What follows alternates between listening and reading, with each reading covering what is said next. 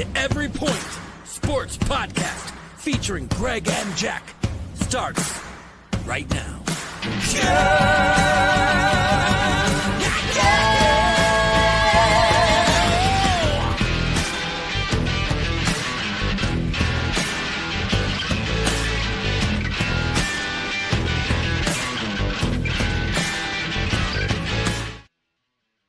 Oh, welcome in everyone to the Every Point Sports Podcast. I am Jack Stache from Fantasy Farm Sports, and we've got Greg Kratz of the Old Gamer GK Entertainment with us today. How are we doing, Greg? Right.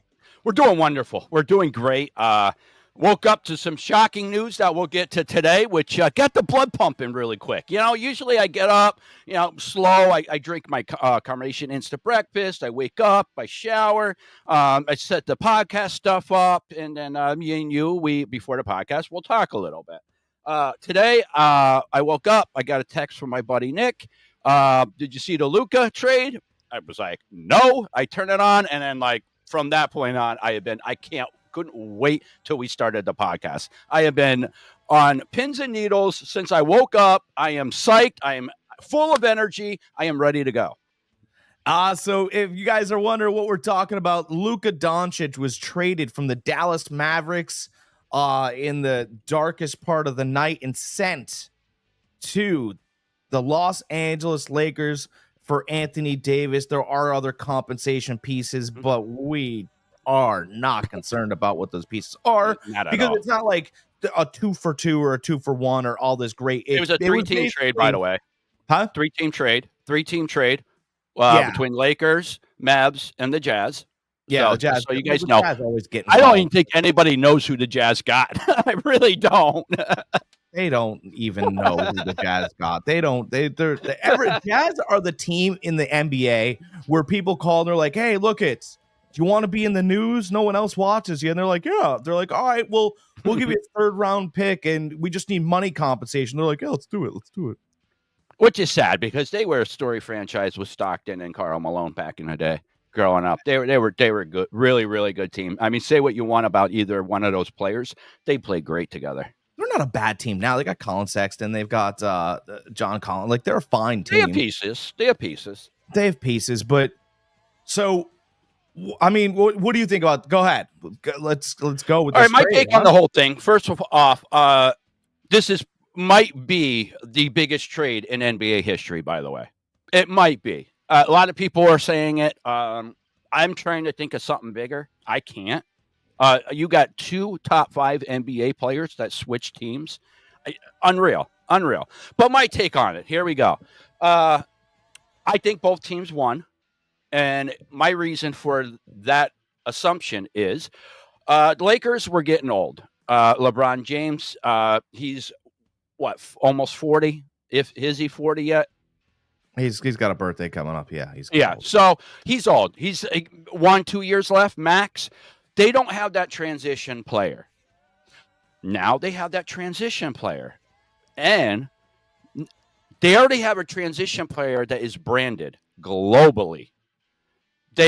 Listen, I don't care if they don't win another championship with him, but the bottom line, they're going to be in the positive. So that's good for them as far as money wise. He's going to sell jerseys. He's going to sell tickets. It's Luka. He's going to be there as long as he's healthy. That has been a knock on him. As long as he's healthy. But anyways, so as far as transitioning to that next person from LeBron, they did a great job. Got another top 5 player in the league. Well, in turn, they had to send a top 5 player in Anthony Davis. Well, the Mavs, they made it to the NBA Finals last year. They made it to the Western Conference Finals 2 years in a row, or 2 years ago with Luka.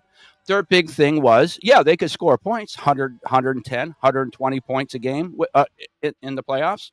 They can't play defense. They couldn't play defense. Luka doesn't want to play defense. The GM came out and said championships are won by defense. The Mavs GM came out and said that championships are won by defense. Just wanted to repeat it just so everybody heard me. All right. Mark Cuban does not own the Mavs anymore. New ownership over there. I'm telling you, if Mark Cuban was still there, this would have happened. It would not have happened. Luka Well, he's would not a have been there. minority stake. He doesn't. Yeah, He doesn't yeah, have but the he's big not. voice. Yeah, he's not the guy running the show anymore. If he was running the show, this would have never happened. Just to let you guys know. But anyways, they get a top 5 player back with Anthony Davis. He can score. He can't score as much as Luka, but he can still get you 15 to 20 points a game. But you're getting a rim protector. You're getting a defender, something that you didn't have before. And then now you pair him with Kyrie Irving, with Klay Thompson, who both of them can play defense. They showed they could play defense. You got a different team now. You got a team that their philosophy is going to be different. Their philosophy is going to be, you know what? Let's protect the rim. Let's control the ball and go down and score. It's not going to be these fast breaks. Let's score 120 points. Let's outscore these guys. Yeah. Yep. So that is my take. Let's before we get to your take here, let's take a couple comments here. All right, here we go. We got Chef Nick, Luka. We got another one here. Clippers ended up with a slice of the action too at the trade. That's true. I forget who they traded a draft pick away for something. 270 pounds. He can't play defense.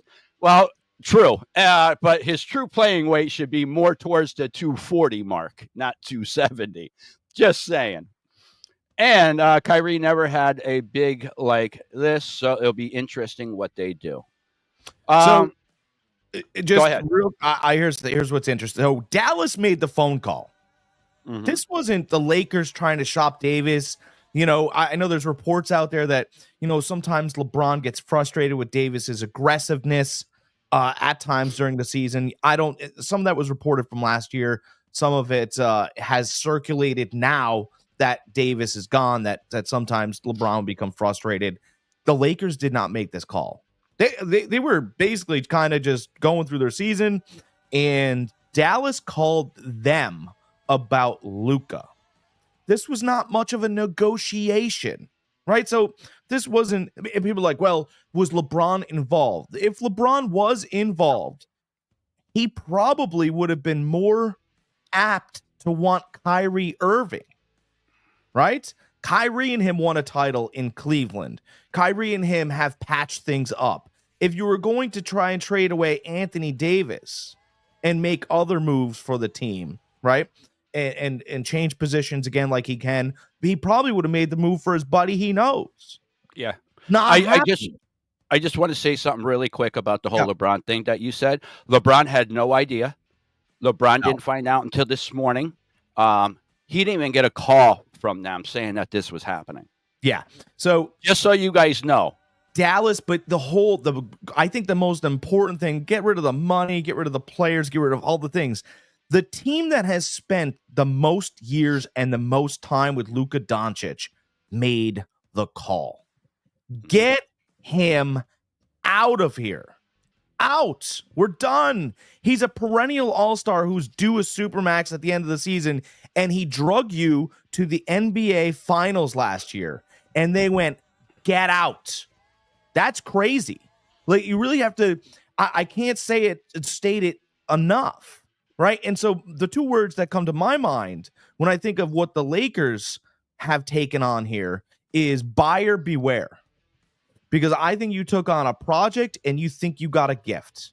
I think that the Dallas Mavericks, yeah, that's right. 300. It was 345, but now that he was traded, he can't get that extreme supermax. That there's a clause in that whole thing where if you're a player that's traded, you can't get that extreme supermax, whatever they call it.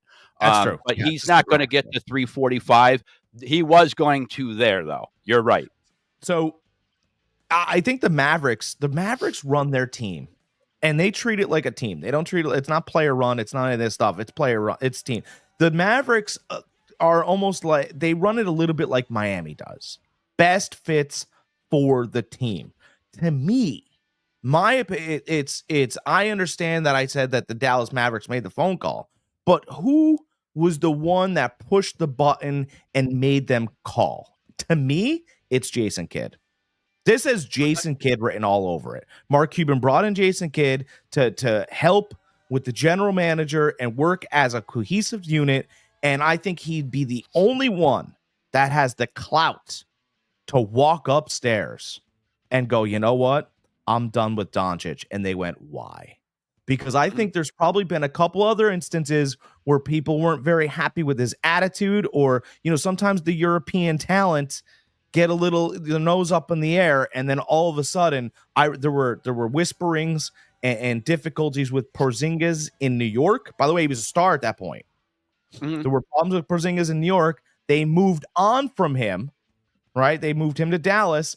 Dallas did not keep him as well, right? So there's two European players now where general managers have gone, you know what? You're not worth my trouble. And this is a top 5 player in the league. The Atlanta Hawks have had difficulties over the past couple seasons. I mentioned them because they haven't thought about getting rid of Trae Young. Not at all. Not for 1 second.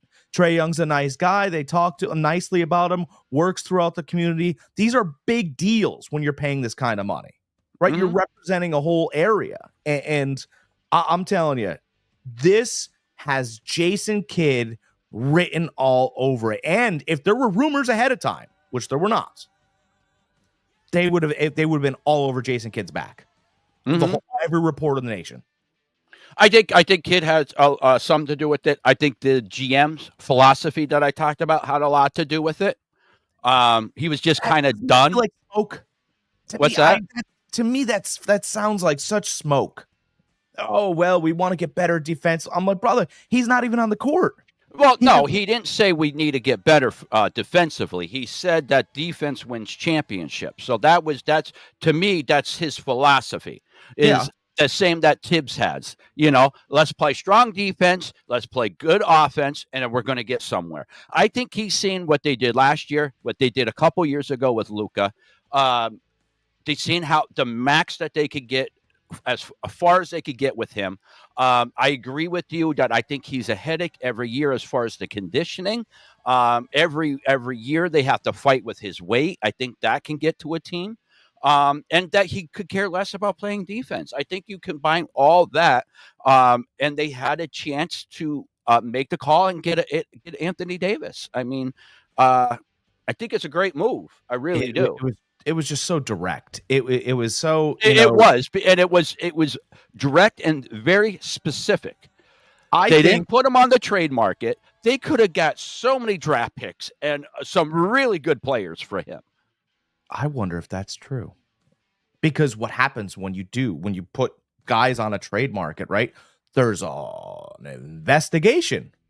There's a very long investigation that teams do on that player. And, maybe Luka's got stuff coming up that we don't know about. Maybe these injuries aren't very good. Maybe he is 40 pounds overweight because when you start doing and picking and prying, investigate, they picked a guy, by the way, who's a little bit older, in Anthony Davis, and also injury prone himself. Maybe that was the best they thought that they can get. I'm starting to think that Luka is fool's gold. He played 72 games last year. I understand he's injury prone. Davis is, but he did. He's healthier than Luka. I'm going by labels, and I'm going by. We sit here and we go, you know what you could have got. It's like once those investigations start on players, all of a sudden, but and I know there would be some team out there that's looking, to finally make a splash that would give up everything for him. Did he have a no trade clause? I don't know, to be honest with you. I don't think so because there was rumors that if they didn't do anything, that in a year and a half he was just going to say, guys, see ya, I'm going to the Lakers. So he has mentioned the Lakers before. Right. So maybe they made the call to the Lakers because they knew that there wouldn't be any issue. There would be no block or anything, no resistance from him. I'm just speculating at this point. In the next couple of days, we'll get a lot more information on this.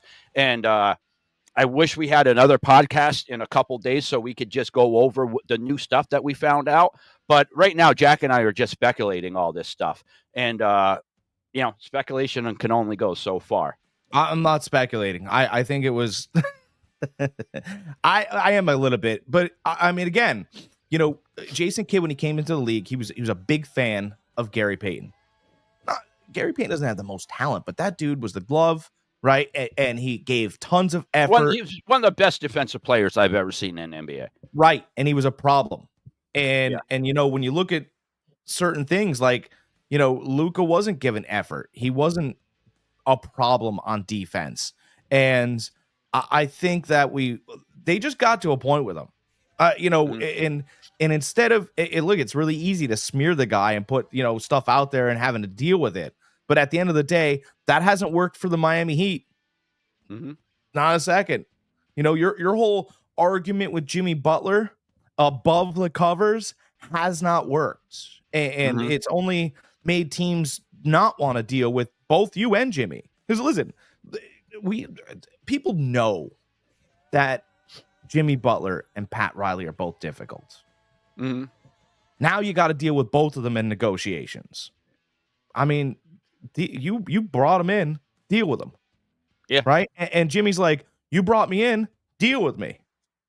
And that it's a whole butting of the heads now. And I feel like instead of Dallas getting to that point, because I think that Dallas operates a lot like Miami, Dallas was just like, look this is not going to be an argument over the next 5 years. You're out. Goodbye. And I think that $345 million had something to do with it too.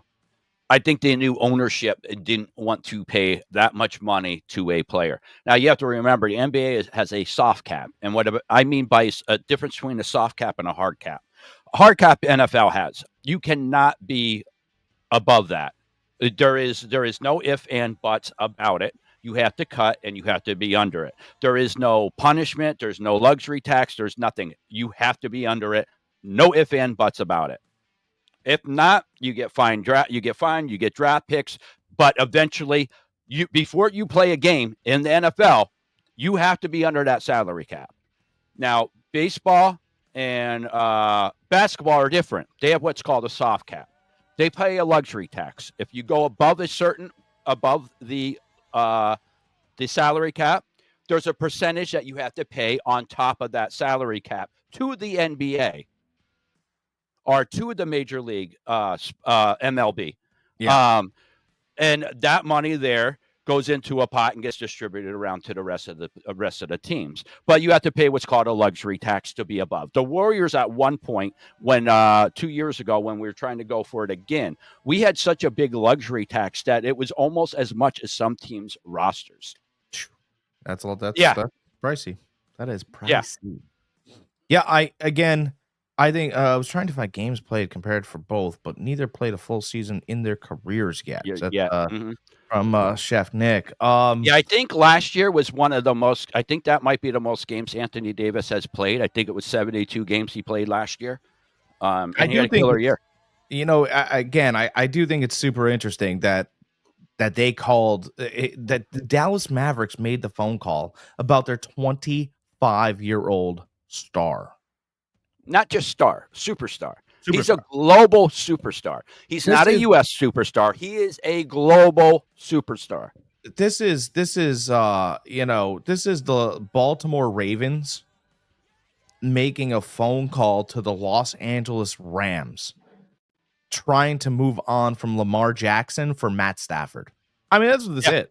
Oh yeah, that's exactly what this is. And we'd be all over. We would be all over. Oh my God! Lamar Jackson must be a problem child in the locker room. Nobody even wants to speculate that Luka's a real problem. And I'm gonna be. I guess we'll be the first. I'm gonna say it. He absolutely had to be. There's no question mark. You don't trade away a prime Michael Jordan. You don't trade away a prime Shaquille O'Neal. Orlando. But there was teams that let Shaq walk, though. They let him walk, but they didn't call. No. But again, they let him walk. Which you're talking about Shaq because they had more money. Mm-hmm. They didn't. The Magic didn't call the Lakers and go, "Hey, No, I get it, but if you're the Magic, you have somebody like Shaq, a generational player. You pay him whatever the hell he wants. Yeah, but I think it's kind of, well, he said that in the interviews, he said that they offered him a fair contract. It just wasn't what LA was offering. It's fine. But again, Orlando didn't pick up the phone and go, hey, oh, yes, we'd like to move Shaquille O'Neal. I mean, did they? My question is, did the GM pick up the phone and call the Lakers because he already had his sights set on one player, Anthony Davis? He's like, this player is going to bring us a championship, and I need him. I don't think. I mean, could it? I think he'd be wrong. I mean, I think he'd be wrong. Could he though? You're getting Anthony Davis, who is. Again, I keep saying, and I hate beating a dead horse, but they're both top 5 players. You're getting a top 5 player for a top 5 player. Yeah, that can play defense. You don't need any more scoring. You got players on that team that can score already. You know what I think too, and no one wants to mention this, but this is the first thing that I thought when I heard this story and kind of let it marinate. I told you, I was like, I got to look over some details here, right? Obviously Kyrie Irving's there and he can move the ball, but I think Kyrie Irving runs an offense better, right? So Kyrie Irving gets you into your sets better. He gets you into this better. Doncic does a lot of ball holding. Yes. And not for nothing here. He's not a superstar, but this player to me has the same, body style as Doncic. And I think he plays better within the team. And that's Spencer Dinwiddie. Spencer Dinwiddie is 6'6", 6'7", and he can really play, right? And if he's giving you, if Spencer Dinwiddie, when he was in Brooklyn, he put up a couple 40-point games. And I'm not saying he's going to do what Doncic does, but if he plays defense better, why wouldn't it be better off for Dinwiddie and Thompson to split time in different small forward, obviously shooting guard positions? And I just, man, I'm starting to think that they were much happier with what Thompson was than what they were getting attitude wise out of Doncic. It just that's kind of what it feels like to me.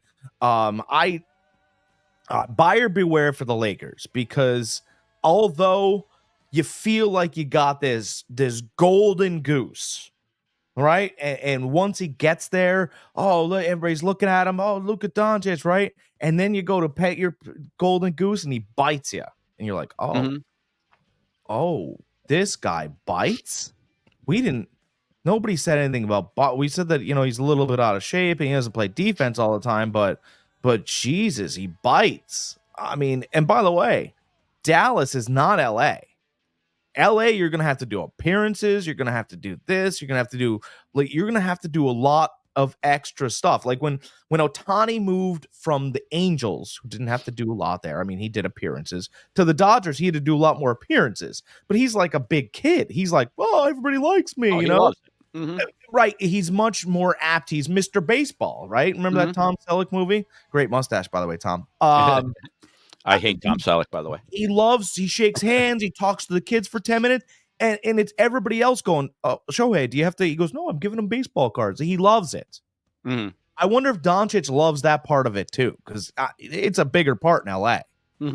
Yeah. I don't know. Like I said, I think if Doncic could get his weight under control, get his conditioning under control, I think the Lakers are going to be they're going to be very good for the next oncoming years with him. They're going to build that team around him now. One thing I wanted to note on, you were talking about similarities in players with Thompson and was that Derek? Thompson and Dinwiddie, yeah. Oh, Dinwiddie. All right. Doncic and LeBron play similar styles too. If you notice, they both like to have the ball in their hand to make things happen. Yeah. So that's why things aren't. Everybody's thinking this year. Lakers didn't make this move for this year. They made this move for like 2 years from now when LeBron's not on that team. That's why they made this move. They're looking to the future. The Mavs are looking for right now. They're not looking for the future anymore. They're in a win now mode. And with the new owners, they're in the same thing. New owners wants that championship. They could care less about 2, 3, 4, 5 years from now. They don't care. They just took over ownership of that team this year. They want a championship. So do you feel like LeBron's on the move? I feel like LeBron only has 2 years left in him, and he's going to end up retiring. From that point on, it's Jokic's team now. It's not LeBron's team anymore. Yeah. Every move that the Lakers make from now on is not for LeBron. It's for Luka. Yeah, he's been put on notice. It's by the way, I think Luka works well with that Dalton Connect kid. Dalton Connect could really play. That kid out of Tennessee, that rookie. Mm-hmm. He can really dial it up. And you know what? Maybe LeBron is like, you know what? I'll go to Dallas then. I'll get to play with Kyrie. Dallas might hold more cards now. For real. We were talking. Jack and I talk a little bit before the podcast and stuff. Sometimes that's why we start off so late, because sometimes we get going and we don't realize the time that we're spending. But I mentioned how every year for the last, I think, 4 years now, the Warriors have been calling the Lakers about LeBron. Oh yeah, that's right. Is this the year? Is this the year that we finally get him? I mean, it could happen. I mean, what are you giving up? You got to give. I don't know. See, I don't know. I know they're not getting rid of 2 players, and that's Curry and Kuminga. I want to throw Green in there because he's been in trade talks before, and the Warriors said no. So I want to say there's 3 players on that team that's untouchable. Definitely 2. Definitely Curry and Kuminga are untouchable. We'll throw Green in there as a 3rd. I think anybody else on that team is fair game. I'm going to tell you. Plus draft picks. Now, we own all of our own draft picks. This is why I think Draymond Green is untouchable, by the way. I just want to put this out there. I think Draymond Green's untouchable because if Steve Kerr wants to take a day off, Draymond Green runs practice. Mm-hmm.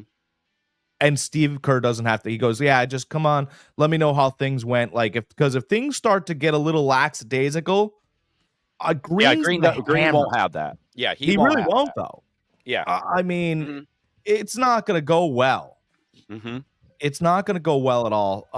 And it's. I can tell you what, Green would be a nice fit on that Lakers team because there's not too many people on that team that can play defense. He would be one of them that would be a defensive player. And we talked before, for his position and his size, he can distribute the ball. He could, and he can shoot the ball. So, I mean, you could argue he's the smartest basketball player in the league. You could really argue that. He's very smart. He gets under people's skin. He's that guy. But I mean, he runs the timeouts sometimes. Mm-hmm. I mean, he's almost short of grabbing the clipboard from Kerr and go, yeah, but they're doing this. And Steve goes, oh, that's what you see? Okay, well, then we'll shift it this way. I didn't know that. He goes, yeah. He goes, he's been tugging on my jersey this way. So okay. Mm-hmm. Well, you're a coach in the game. That's so valuable. Yeah, absolutely. And that his antics do become a bit overbearing at times. Sometimes. Look, you got to take the good with the bad. We understand that. But if you're trying to tell me somebody else wants to win besides Draymond Green, I'd argue that. Yeah, I'm a total agreement. But yeah, I think he would be untouchable, but he would be a good fit over there on the Lakers. He's a bit older, so you wouldn't be building for the future. You would be for the next few years while LeBron is there. I don't know. I just to touch on what Nick said, LeBron's already trying to sign a contract. I don't know why the Lakers would do it. I really don't. I don't understand why you would pay him again. You're already transitioning to somebody that plays the same style he does. The only way I see it work if LeBron takes a step back and says, "Yo, this is your team. I'm gonna play Robin." What's going to happen here? I think that the Lakers could run into a New Orleans Saints problem, right? Where, eventually you went, "Oh, Drew Brees, you don't have it anymore." Like you're going. Okay. I was wondering where you were going with that. Okay, I see where you're going. Yeah, where you sign him just one more time, And there's obviously other examples you can use, but Drew Brees, I remember that those last couple of years, you were like, oh, you don't have the 50-yarder. Yeah. You don't have the over the top. You're going to get to the point, I think, where, LeBron will always have the 3-point shot. He never got great at it, but he's never a 3-point shooter. But, where he just doesn't have the lift in the paint with the legs. I mean, that just happens. So you're constantly coming down on wood and joints and knees and all that other stuff. And I think you're going to run up against the wall. I really do. And then you're stuck, right? And you're stuck for $35 million a year. And that last year, he's not going to be able to give you anything more than 35 games. Problem. That's kind of not a problem, but he never would if he came off the bench. But are you going to pay somebody $35 million to come off the bench? I don't know. Even if I think there could be something coming down the road where he's not even available.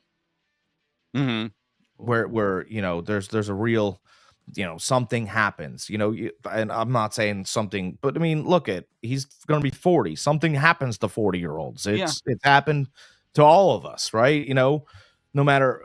I don't know what you're talking about. I'm 49. I'm getting in better shape every day. So. Oh my God, that's not. I'm getting younger, not older. Oh, Benjamin Button. All right. All right. So, to put a bow on it, I think that I really will have to see. But to me, I think Dallas won the trade and the Lakers got hosed. I something tells me if Jason Kidd has his thumb on this, which I really sold on, if Jason Kidd is the one that manipulated and maneuvered this and picked Kyrie over Luka, or something happened there was a disconnect, or phone calls weren't answered, or Luka, there's a lot of muscular conversation lately with athletes that we didn't think would happen. Maybe Luka, there's a story about to come out. I don't know. That's speculation.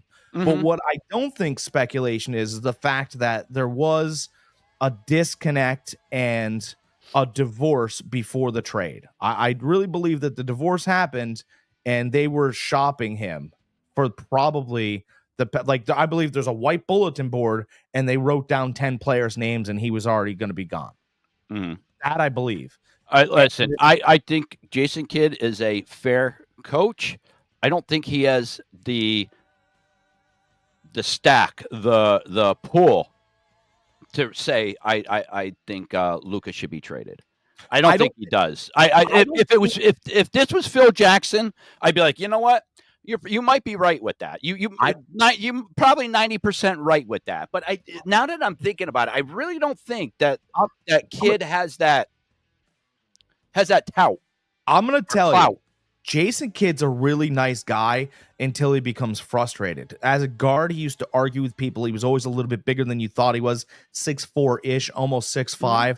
When that attitude came out, he'd be like, yeah, you want to, let's go, homie. Like, he'd say that. And you go, oh, geez, we thought you were a nice guy. And he really wasn't. He chucked the ball at you a little bit. He has that mean streak.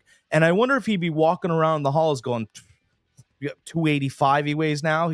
I'm going to make him run laps. He's not going to touch the ball. Like, I wonder if he would just say that walking through the halls and somebody was like, come on in here for a minute. What seems to be the frustration? Like, you're always a nice guy.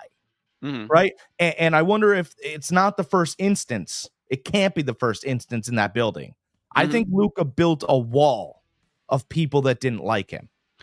Well, when you're every year you have to basically babysit somebody because of weight, it becomes an issue. It wears on you after a little bit. It's like, dude, you're a professional. Like, this is part of your job. It's ridiculous. Like, be in shape. Get your weight down. Like, no, I'm with you. It wears thin on an organization. Absolutely. But again, I don't think it was just Jason Kidd. I think Jason Kidd, the GM, had a talk. They went to the owners, and then they were like, you know what? You guys have a valid point. Let's do this. Let's do this. But we need a player that is comparable to him right now. I want to win right now. And that's why they called the Lakers for Anthony Davis.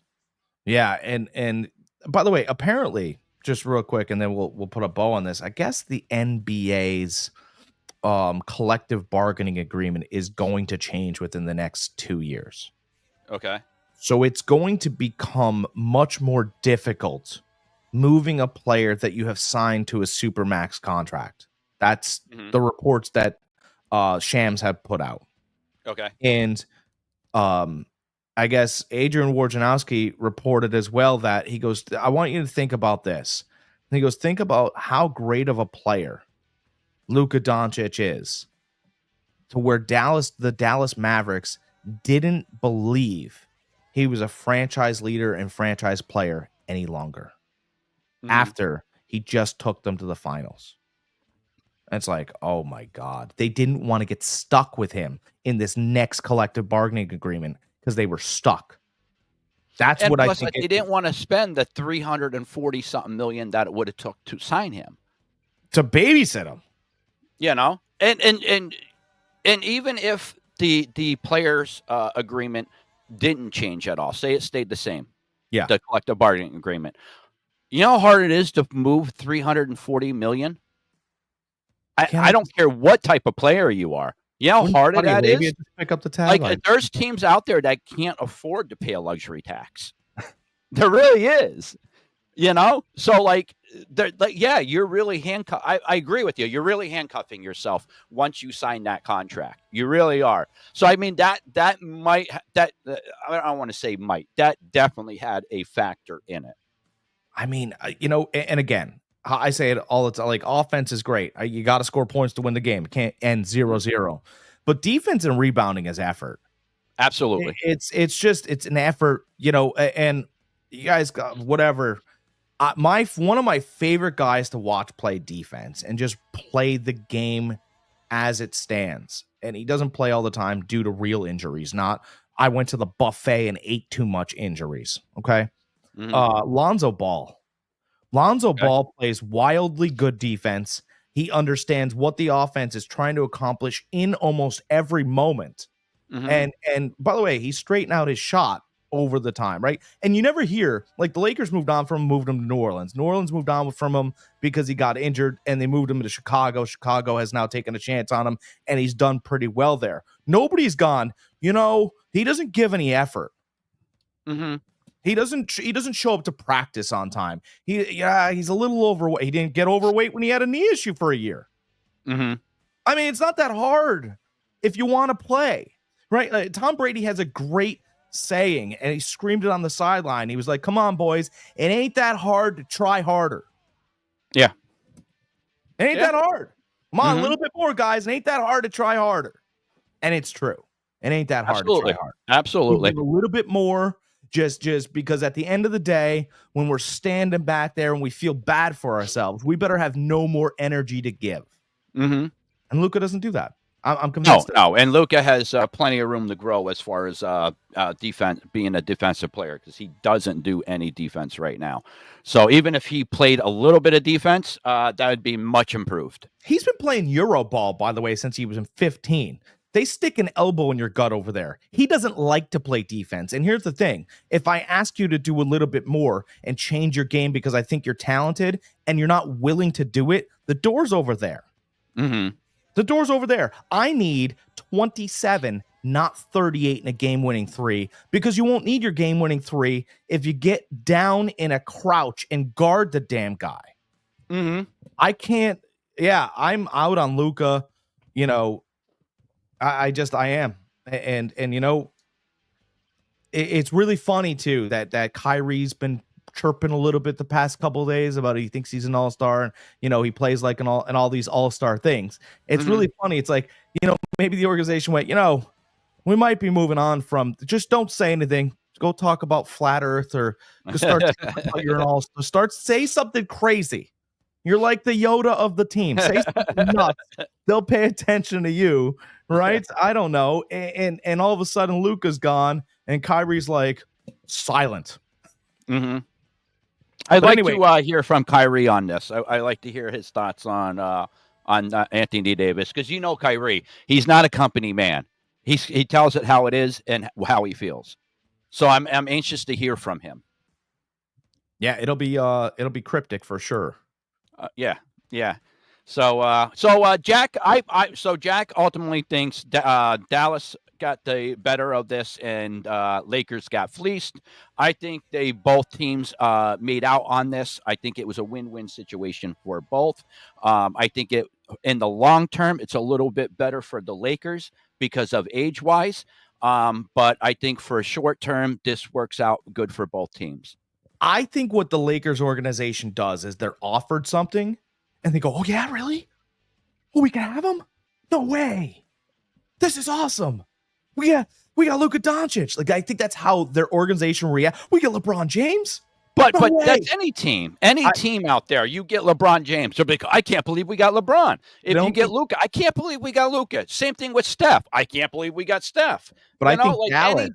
Any team Dallas is like Dallas is sitting there like I can't believe they took that 270-pound buffet eating, right? I can't believe, oh, he's gonna be injured. Oh, by the way, wait till they have a conversation with him and he's snooty and he's snarky and he doesn't answer your phone calls. Wait until they figure out what we've seen over his body of work here in Dallas. Or they know how to work with him, and they bring in somebody to get his weight under control, help him get in shape.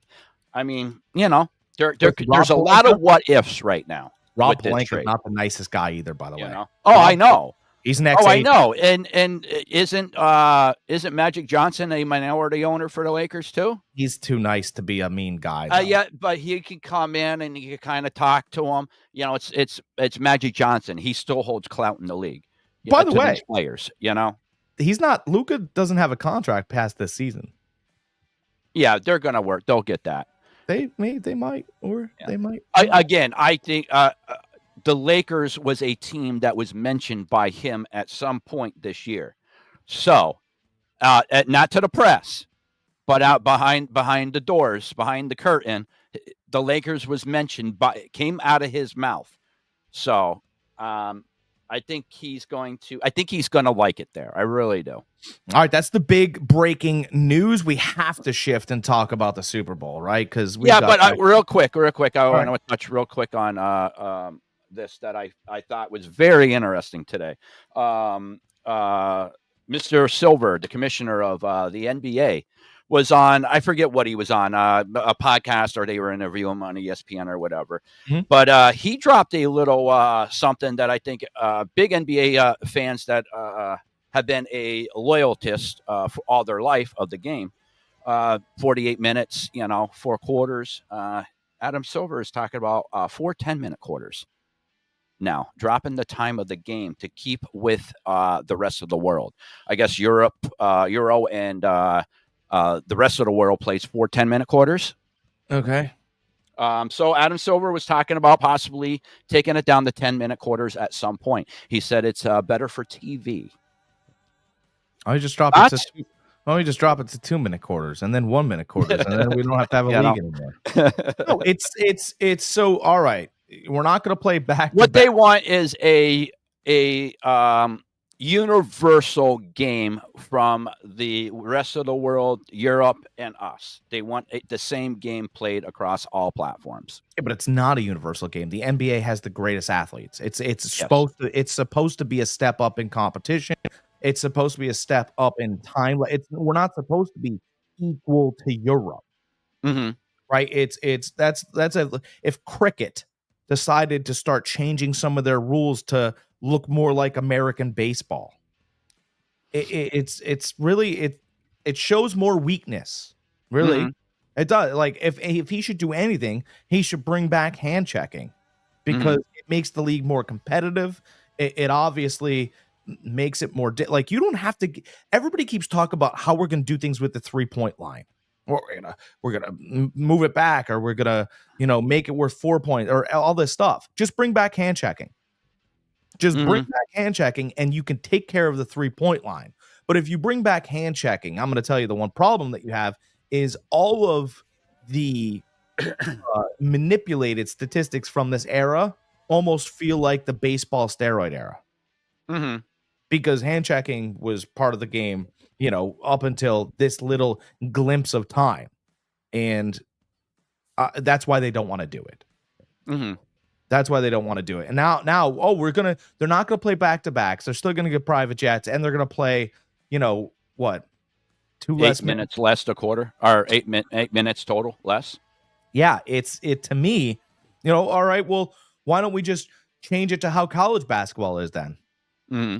That's really what you're doing, right? 220 Well, no, because what they want to do is they want to keep up with they want it a universal game, the way it's played in the Olympics, the way it's played in Europe. Everything's 10-minute quarters. I guess.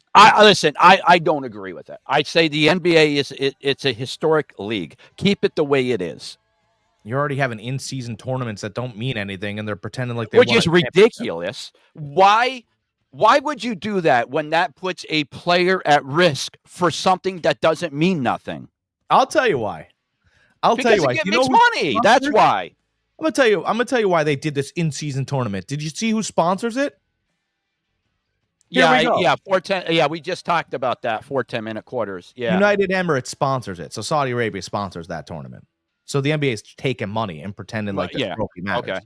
Okay. That's just what it is. Yeah, it makes them more money. It makes them a ton more money. I don't agree with it. It's stupid. It's so stupid. Well, again, a little bit of what they're trying to do, and I get this, but they should, before you start changing things, how about you announce the rules to the public and we won't be as upset about it? Actually, Nick, I don't mean to cut you off real quick. You're right, but I'm going to get to this keyword entertainment when we start talking about the NFL. So, again, if you are going to allow certain rules, or you're going to allow different things to happen than what the public is used to, because we have busy lives.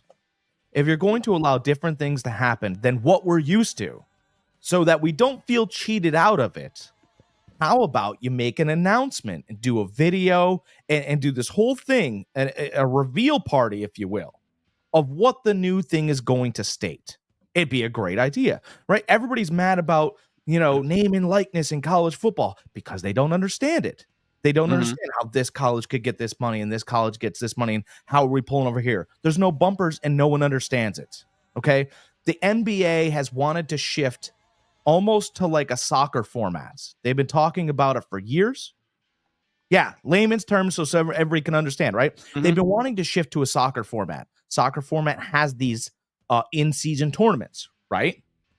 But no one knows that the NBA has been trying. By the way, in these in-season tournaments, there's a Group A, there's a Group B, a Group C. They also have that in soccer. Mm-hmm. That's how they're doing this. But they didn't announce it to you, the American viewer, and people overseas understand it, and you feel cheated. That's the problem here. That's the real problem.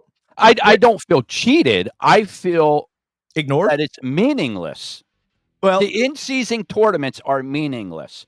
The ultimate goal in any professional sport is to win the championship, win the Super Bowl, win the NBA championship, win the MLB championship, win the what's the soccer, the European championship, like that's the Euro Cup champion, whatever it is. Yeah, Euro Cup. Like that is your ultimate goal. It's not to win the in-season tournament. Unless you were trying to incorporate the rookies coming in, right, in your team in Vegas, and if you're trying to compile and work this whole different league and different thing, right? If you're trying to do that, it's fine. 7 different leagues, very confusing. Yeah, it's confusing to us because we don't understand it. But if you watch soccer your whole life, I played soccer for 17 years. I completely understand how they're doing things, how they're shifting things, right? How they're trying to have tournaments almost in every European country, right? It does play a little bit, but again, that's what the NBA is trying to incorporate here, but hasn't told the viewer. And it's very right. We go, well, that doesn't matter. It's like, well, maybe if they put a little bit more weight on the preseason or whatever, they can get people to care about this a little bit more. But they're not. And because to us, the ultimate goal is to win the thing at the end of the year. Right. Is to win the big championship. Right. There's a beginning and right. There's a beginning of a book and an end of a book. And then, and in between, there's the journey. And that's the season. Right. But nobody, like your teacher never congratulated you when you got to the middle of the book. No. Oh, It's when you I get got to to the the end, when you character's finish it. climax. Okay.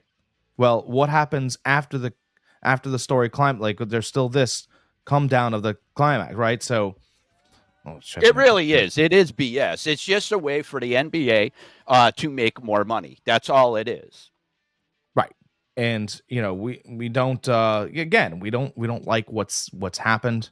And this isn't the only sport, by the way. NASCAR went to a weird point system and a playoff. But that I get. I get that. They tried making it more exciting towards the end. Tried making it more like a bowl, like a Super Bowl, like a bowl game or a championship. They tried making it more exciting. That I get. But as far as the in-season stuff, I don't get, because you're taking away from the ultimate goal, which is to win the championship. And not just taking away from it, you're putting your players, your superstars, at risk for a meaningless tournament. That's my whole point. That would be like during the what was it, during the World Baseball Classic, when they were making a big deal out of that. That would be like them having it during the during the Major League season, and players wanting to play in that too. Yeah. No, you can't play in that because you're going to get hurt. Maybe they should do a preseason Or you title. could get hurt. Maybe they should do a preseason title. Yeah. See, no, my teacher never. Wait, what? Met my teacher congratulated for taking midway through. I'm like, oh, okay. I think she just congratulated because you took the book. Look at that. You just changed the bookmark, didn't you? That's all you did. You just moved the bookmark to the middle, and you're like, I'm a speed reader. No, it's a good cheat. Yeah, but yeah, I mean, I think in general, what these sports leagues are doing overall is a good thing. As far as putting the pitch count out there for Major League Baseball, some things that NBA has done. I just don't agree with the in-season tournaments. I just don't. Anytime you put your players or your superstars at risk for meaningless games, I have an issue with. The NBA knows. And I'm not talking preseason. I am not talking preseason. Preseason to me is not meaningless. Preseason to me is team building. You get into repetition. You learn how to get out of the huddle, stuff like that together. I like preseason for those reasons. That is totally different than an in-season tournament. I do feel like the NBA knows they're in trouble though. They do know that they're starting to lose. They're starting to lose market share to NFL and now Major League Baseball. It just Major League Baseball has nipped certain things in the bud, and now there's an action play almost every third play or fourth play, right? Almost every other hit or every other walk. Baseball's starting to steal back market share, and the NBA doesn't know how to resolve the problem that they kind of were happy to have, right? Oh, we like player movement. Well, how's that working for you now? And we like this. Well, how's that working for you now? Mm-hmm. Now they have this whole ball of wax, and they're split in 5 different directions. And again, split in 5 different directions is great as long as your viewer and consumers understand all of them, and they have become a bit confusing. And it's almost like if the Simpsons TV show that's run for the longest time decided that, in there's 16 episodes a year. In the first 4 episodes, they're going to do a live version of it. So it's a guy dressed up like Bart Simpson. You're like, what the God's name is this? Right? You wouldn't, you would watch an episode because it was weird, and then you wouldn't tune in the next week. Until the animated starts. That's right. Tune in. That's right. Mm-hmm. Yeah, I agree. All right. So, that was that. All right. Now, talked a little NBA. Let's talk some NFL. We got the Super Bowl. Before we touch on the Super Bowl here, I just want to throw out something that I just found out a couple days ago about the NFL. You know how the NBA, Major League, all now, they're a sports league, correct? They call themselves a sports league. You know what the NFL calls themselves? An entertainment league. Oh. And you know why, I think? when it comes down to the whole betting stuff, you can't get in trouble on a league for being an entertainment league. Oh. If it comes back that these games somehow was manipulated any which way, even a little bit, they can get in major trouble if they were a sports league. If you're an entertainment league, you're absolved of all that. That's interesting. I'm kind of throwing that in there because of we all know, as far as we all seen the Chiefs this past year, we all seen the calls that they've been getting. Now listen, I get it. Every game has calls, but you have to admit there is a little, to me anyways, and to a lot of other people, it does seem like the NFL is pushing for the Chiefs and has been pushing for the Chiefs all year. I have no stake in this. I am a Niners fan, as you guys could see in the back here. So I have no stake in the Super Bowl or the Chiefs run. We sucked this year. So therefore, take my Niners out of it. No hard feelings there. But I do think it is kind of fishy now that I see some of the calls. Some people are putting together some compilations of this, and it is really looking like some people are making a case. Even the Bills GM sent some film over to the NFL, and the NFL had some good things to say, and then they had some things to say that, well, we're sorry. It's just how it is.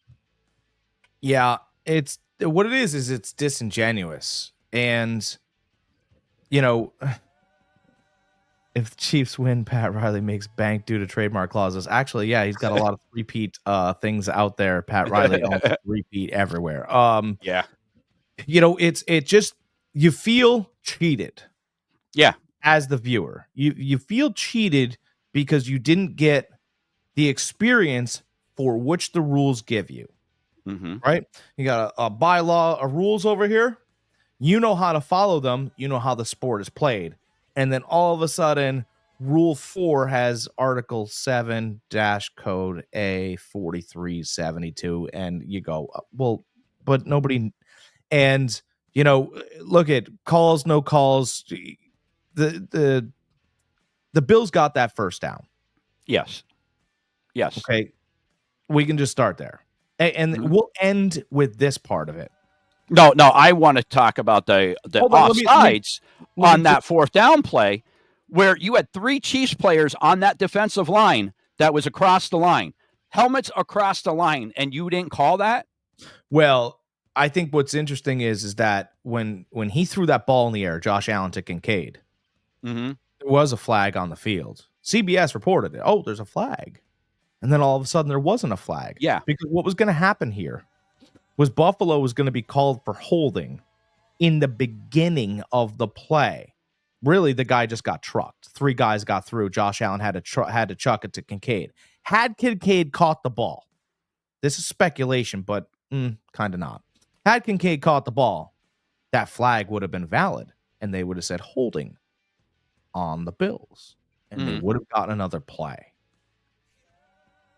That's just how it would have been, because that's what the Chiefs would have chosen, 4th and 10. Say, or however many yards it would have. Yeah, it would have been 4th and 10. So I think that the NFL is in a precarious spot here because there are people, and we reported it on Fantasy Farm Sports, there are people that are boycotting the Super Bowl. They just don't. They feel cheated. They feel like they're being manipulated. You know, and you know what? This is probably even worse than because he didn't hide behind it, right? He was there to answer the questions. But when Kaepernick was there for the 49ers, he answered the reporters' questions about it. Oh, yeah. Right? About his stance and all that other stuff. And you can get into whether you like it or you didn't like it. But at the end of the day, you know, and the fans didn't like it, and they say, oh, we're going to boycott or whatever. And at the end of the day, they just, you know, they moved on from that. Hopefully, the NFL could recognize error in its ways and at least be forthcoming. By the way, I don't know why calls go to New York. Actually, I do. I'm going to tell you. New York used to be one of the boroughs that used to run sports gambling before it was legal. Okay? That's why all the calls go to New York, right? And why can't the review booth and the call just go to a guy that's upstairs? Why couldn't that happen? A guy in a room upstairs. He's right in the room I don't see what the issue would be. Every call has to go to some weird area in Long Island or wherever in New York or Brooklyn, New York, or wherever it goes. Mhm. I don't think it has to go there. And by the way, we saw the ball cross the first down. An ex-official said it. Yeah. Why wouldn't we And you had one official that marked it clearly a first down, and the other official that had it marked like a yard short. How about this? And it's How about like, what are you guys doing? How about we take an ex-NFL official who's in the booth? By the way, once we went to these reviews, they put an ex-official in the booth with these commentators. Just throwing that out there. Why couldn't we take him, who doesn't get paid by the NFL, who has no stake in the NFL, and once upon a time used to make all those same calls? Why couldn't he be the review guy? Mm-hmm. I'm going to tell you why, because he'd get it right, but wouldn't have the script that they want him to have. He would just do it off what he saw, what we saw, the viewer. My other thing here is down my conspiracy thing with the NFL as far as massaging games is, and I know the answer to this, and I'm going to give you the answer to this as soon as I give you the question, is why don't the NFL put a chip in the ball like tennis does? Tennis puts a chip on the ball this big. They know exactly if it goes out of bounds, if it doesn't go out of bounds. They know exactly. Why don't the NFL do it? And I'll tell you why. Because they can't manipulate games if there's a chip in the ball. If the viewers can actually see where that ball is with that chip, they can't manipulate the ball. They can't the game. They can't say, no, that wasn't a first down. Yeah, I mean, right. Or, what they could do, they could just kind of, they could manipulate chips. No, they could. But I'm just saying is that if tennis can do it in a little tennis ball, the NFL could do it in that big ball. I mean, lots of things can be done. Ultimately, here's what I think will be done. I think the Eagles are going to play the Chiefs in the Super Bowl. Ultimately, and you guys could get mad at me and shut me off, but I try and tell you how to make money for your family on this show. That's my job. Ultimately, the Chiefs three-peat.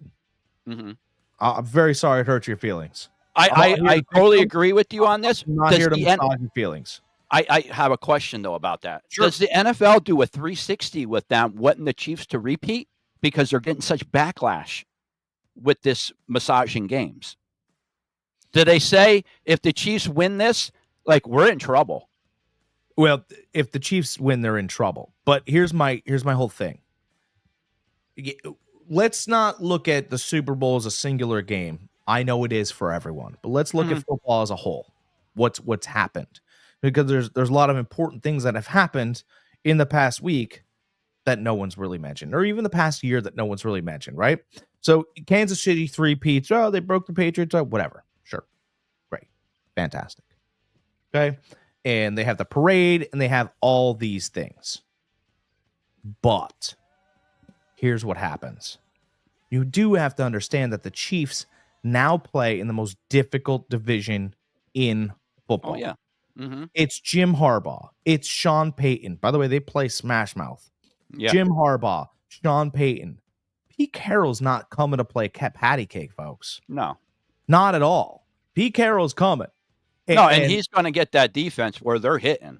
He's going to get the defense up to snuff. He's going to run the ball heavily. There's already rumors of Najee Harris being signed there. And I'm telling you guys right now, for you fantasy football players, whoever the Raiders sign as far as the running back, take them. Yeah, that's take sound advice already. So if Kansas City does what I think they'll do, I don't think you're going to see them for another 5 years. I think you'll see them in the playoffs with early exits over the next 5 years. That's just my thought. I think the teams around, I think that division is going to just beat the heck out of them. I think this could be the swan song for. I'd love if Philly would win. I think Philly has the better team. I think that you're going to get, you're going to get anonymous flags. It's going to happen. We just have to, we talk all the time about, well, it's fixed. Well, you're an adult. Pick the fix then. Mhm. Pick the picks. You're the adult. By the way, no one says that you have to bet the game in the beginning. If you think Mhm. the Chiefs are going to win, right? And Philly gets up and they drive and they score a touchdown. Everybody's like, yeah, Eagles, it's over.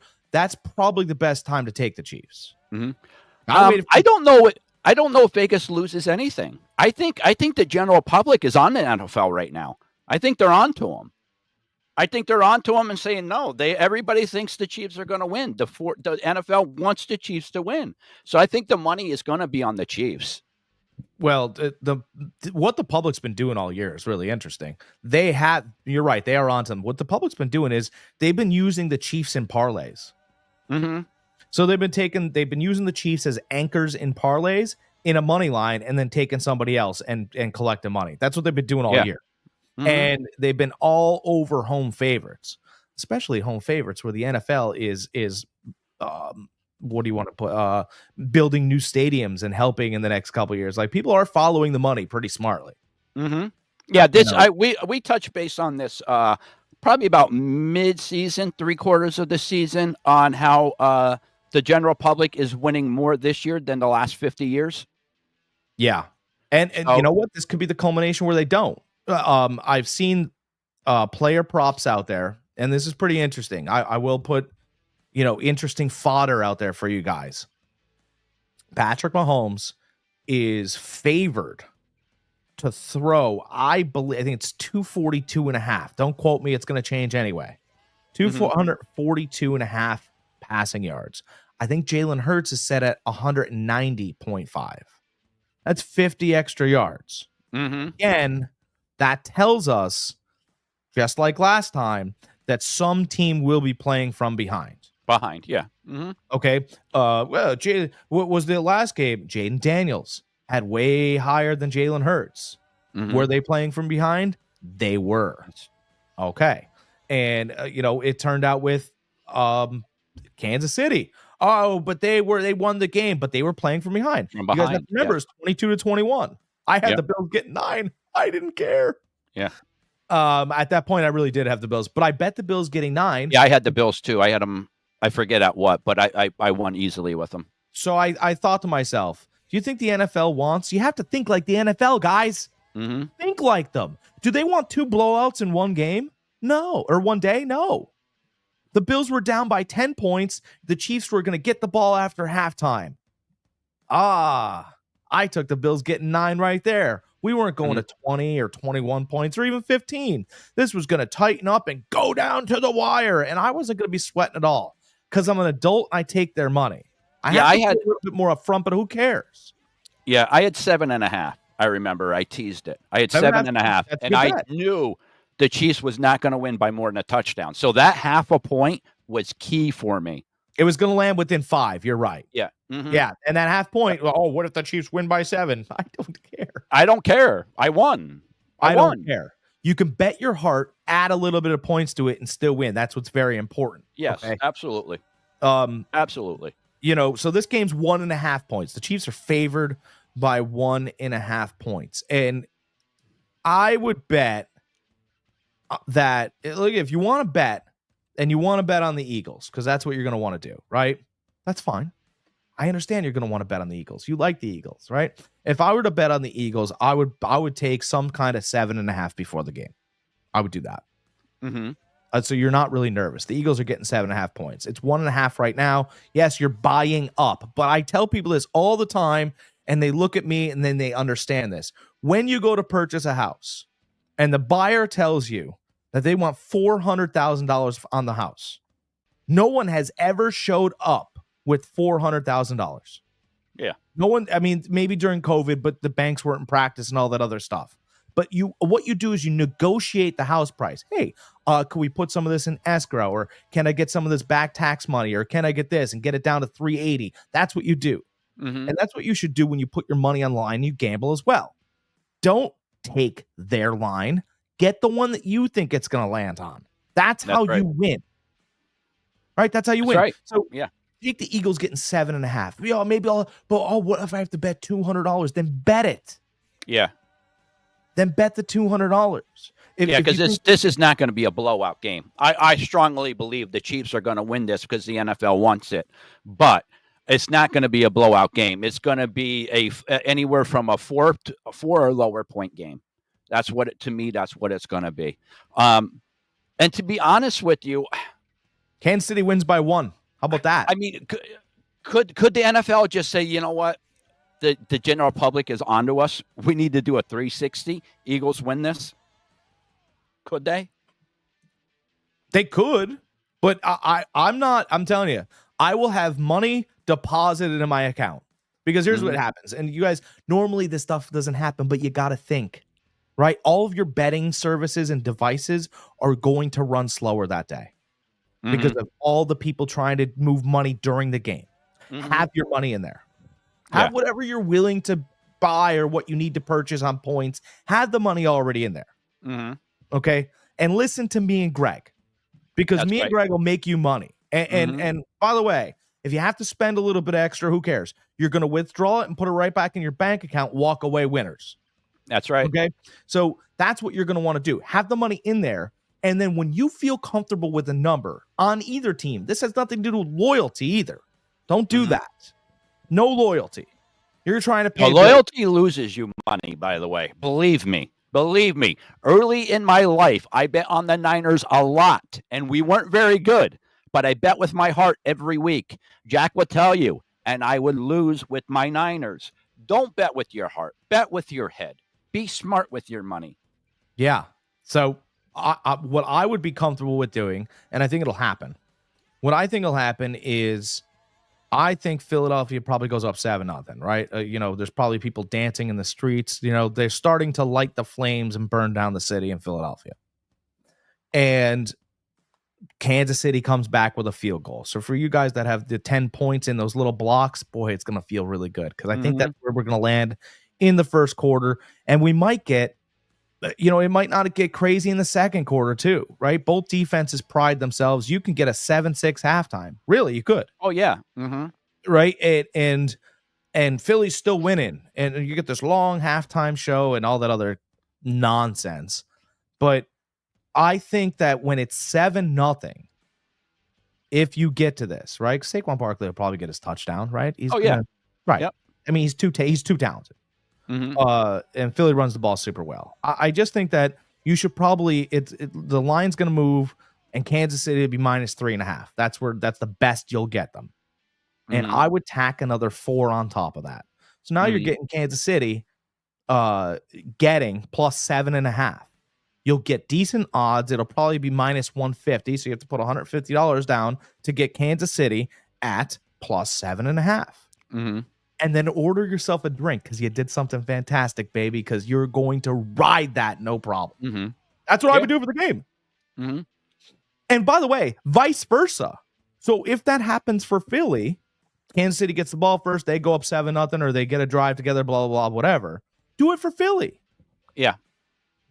I will tell you that if you're asking me which quarterback I think can pass me to victory, it's Patrick Mahomes, not Jalen Hurts. Yeah. So, Hurts can run you to victory. He can, but I do get nervous, and I've always been nervous about Jalen Hurts, and I've always stated that if he's a starting quarterback in any league, when he gets behind, he does not trust that arm. I agree. And it's only happened a couple times in the NFL, right? And another thing that scares me too is if he does end up having to run the ball, will the same thing happen that happened in Washington, where he got the concussion? If he gets knocked out and what's his name comes in, forget about it. Yes and no. He could get popped. And because he is a little bit slower, and yes, you're right, he could get popped. He's a big quarterback, and he's not concussion prone. But my point is, in the first quarter of that Washington game, he had a nice run. He got popped. He got a concussion. They ended up losing that game. By the way, it sets up a great story, right? Kenny Pickett went to Pittsburgh, right? He grew up an Eagles fan. He's a kid that doesn't really know any better. He's got a good offensive coordinator, and it's moments like that where A.J. Brown's great. A.J. Brown wrap his arm around him and go, hey, look it. I know Devonta, But look at and that's when those wide receivers grab the kid. Kenny Pickett has an arm. I don't think he does. Huh? No, he does. I don't think he has an arm. I don't think so. I mean, I think Kenny Pickett is serviceable. I think that most importantly, I think he believes he's a passer over Jalen Hurts believing he's a passer. Jalen Hurts, to me, Tampa last year when they stomped Philly in Tampa, Jalen Hurts got down. He was done. It was over. He wouldn't pull the trigger after that one interception that he threw. And that was his whole career at Alabama. And, and I was just going to say it. That's what he was taught at Alabama. And when I saw him, listen, you can have that live arm, but as soon as you throw a pick, we're reining you in. You're not going to be throwing it. But he went to Oklahoma, and the craziest game I ever saw him play in, it was Oklahoma versus Baylor, and Baylor was smashing them. I mean, it was 24-6 at halftime. It was just brutal. And I went, well, let's see what kind of quarterback you think you are. And I'll tell you, what he thinks he is a running back. Because they were down 24-6, and he led them on an 80-yard drive, and he put 60 yards together with his legs. And then he was dinking and dunking a little bit and stuff like that, and he got them back in the game, and they won. But, I mean, I think he had 170 yards rushing, and I went, wow, when your back is up against the wall, you believe in you to run the ball. And that's why he got benched in the national championship 100% game when Tua came in. When Tua came in and won that game for us, the reason why we benched Hurts was because he did that exact same thing. He wouldn't throw the ball. All he did was run. You were down in the game substantially, and you had no quarterback to take it over the top. Nick Saban knew it. I mean, he absolutely knew. He goes, it was time for a change. Huh? It was time for a change. Yeah, and the thing is that Jalen Hurts will never change. That's who he is. And eventually he's going to slow down to the point where he's going to get popped, like you said. And he got one this year. Yeah. You know, I'd argue he's not the best quarterback in that division. Oh, he's not. Daniels is by far a better quarterback in his rookie year. That's the answer. Come on. Really and anybody that says different, they're naive. They have no idea what they're talking about. No idea. Because what Jalen Daniels put on this year, his awareness, his arm, his understanding of that offense, he put on a show week in, week out.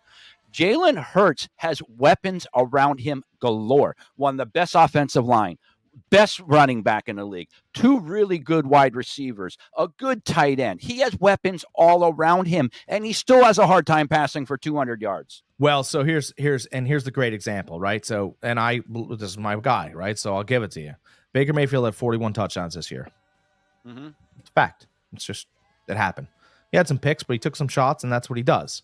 Right, 41 touchdowns this year. Some of it with Mike Evans, not all with Mike Evans, by the way. Yeah, Mike Evans was out for a good chunk of this year. Godwin gone most of the year. Yeah, right. We started off hot, with those, not all of the year. He played 5 games most this year. Godwin, and because Mayfield understands what defenses are doing and rips it, he turned Jalen McMillan into a pretty good rookie wide receiver. Jalen McMillan's talented. Don't get me wrong. Yeah, but that kid started knowing where Baker was going to put the ball. And made their tight end a name. K-Dot, right. Yeah. But if Jalen Hurts had to be put in the same situation, could he? And I would say no. No. I would say no. And by the way, he would try. Listen, he's very competitive, and he will try. But again, he doesn't have the arm, and he doesn't believe in his arm. He believes, like Jack said, in himself and the legs. That's what he believes in, because throughout his whole career, that's what got him out of situations was his legs, not his arm. Yeah. And you can go back to Alabama and you could blame that on Saban. You can, because he had to draw Hurts in. If Saban wasn't there, I think Hurts would have been like Monroe was this year. An enigma, very good, but a turnover machine. Want to hear a crazy take? I'll give you a crazy take. I think Jalen Hurts is, and it's maybe insane, but I think Jalen Hurts is kind of like Jacoby Brissett, but with legs. Bigger. He's way bigger than Brissett. Absolutely. I agree. Yeah. Oh, yeah. Hurts is like 240 pounds. Hurts is huge. Brissett's pretty big too. No, he's small. He's a smaller running back or quarterback. All right, I'll find out. I just think that Brissett doesn't run, and if he run and was able to take the hits like that, like Hurts can, Hurts is a better athlete for sure. But I don't think there's a much of a difference there, to be completely honest. I think that Philly's team is stacked defensively. Jalen Carter is going to be a problem. I think that Blankenship, who's that kid from Iowa is very good in Philly. Deshaun. Yeah, Cooper Deshaun, fantastic in Philly. Unreal. What did I say pre-draft? You wanted I him. love the kid. I think that Philly's more talented, but if this comes down to Jay, and by the way, I want the Eagles. In case you guys are wondering who I'm rooting for, because I always give you my picks all year, and I tell you who's going to win and where to place your money. I'd like the Eagles to win another Super Bowl. I really would. Mm-hmm. I think that I think it'd be more fun.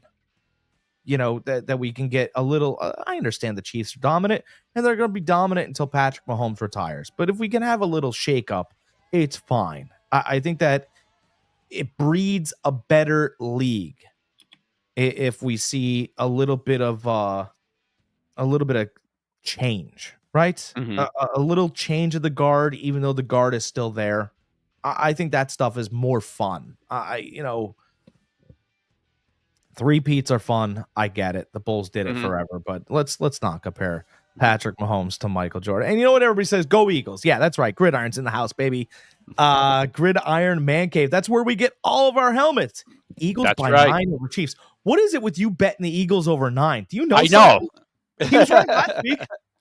He was right last week. I know. Eagles by 9 over the Commanders, and I went back and forth a little bit. All of a sudden, you're like, "Gee, you should have said Eagles by 30." And this Eagles defense, I do want to say this. This needs to be stated, I think.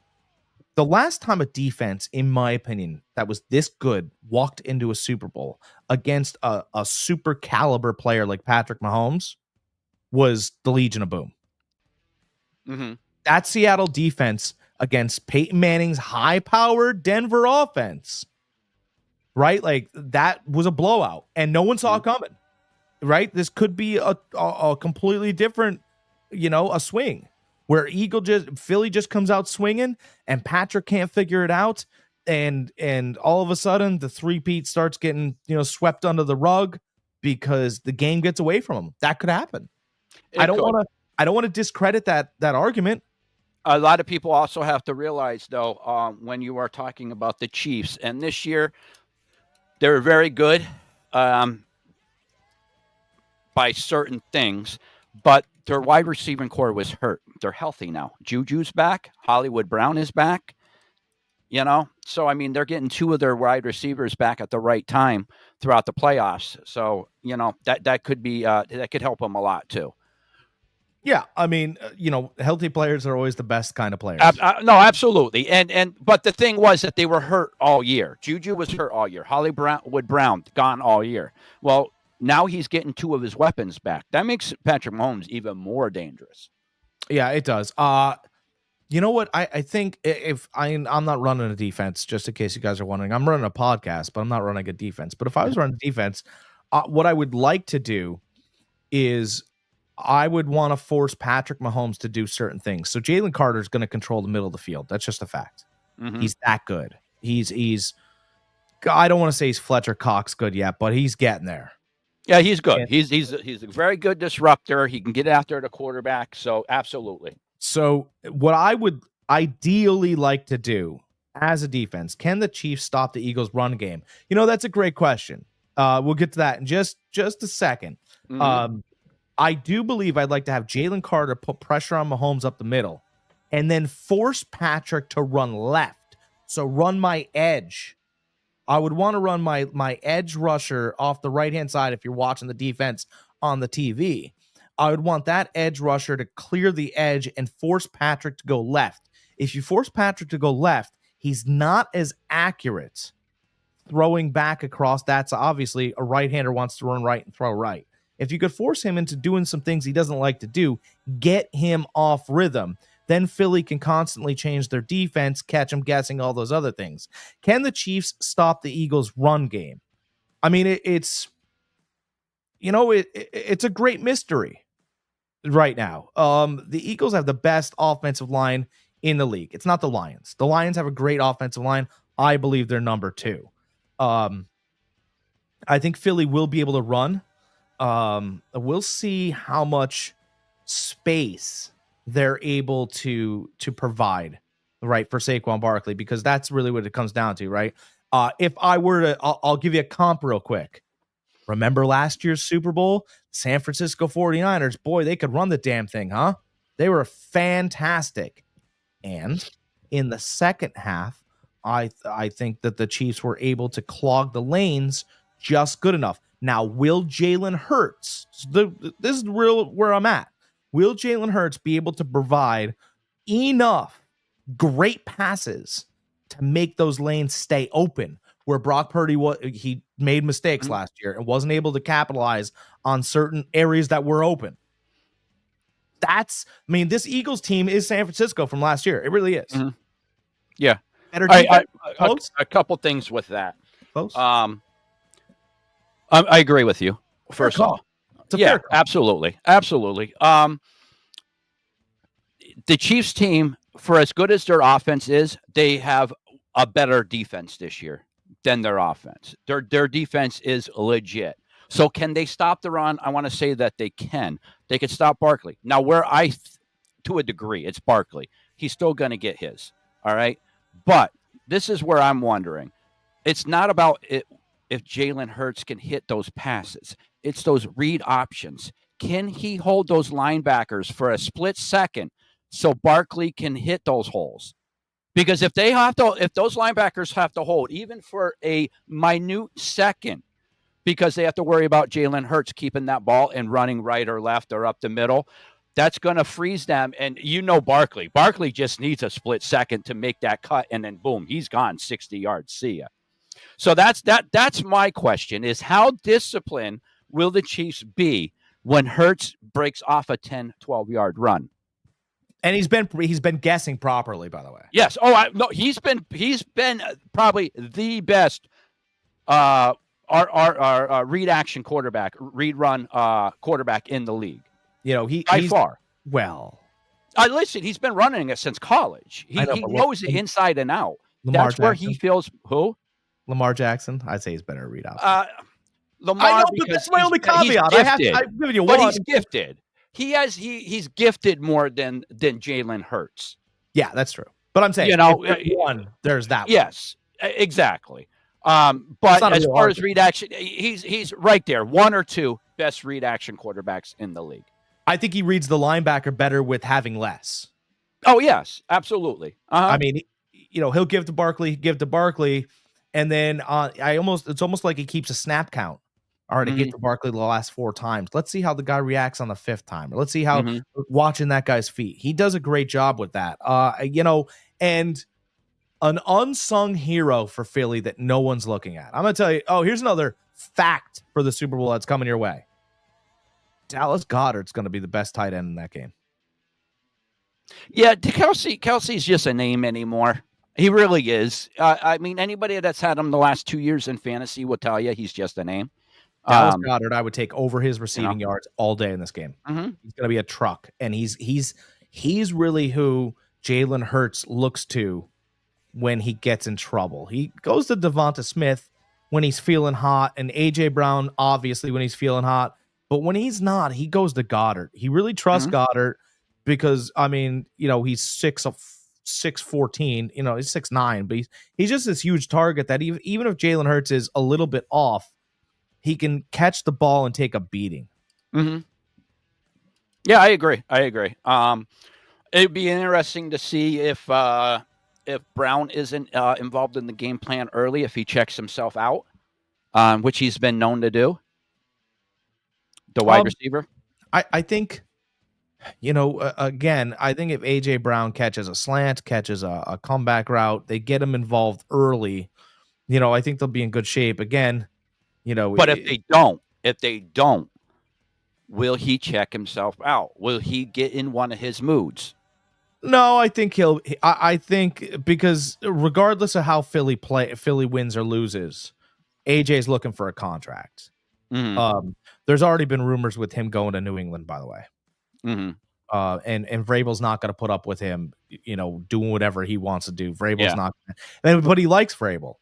And maybe there could be. He has history with Vrabel. Maybe there could be a Stephon Diggs type moment with him and Drake May, right? So Drake May gets AJ Brown.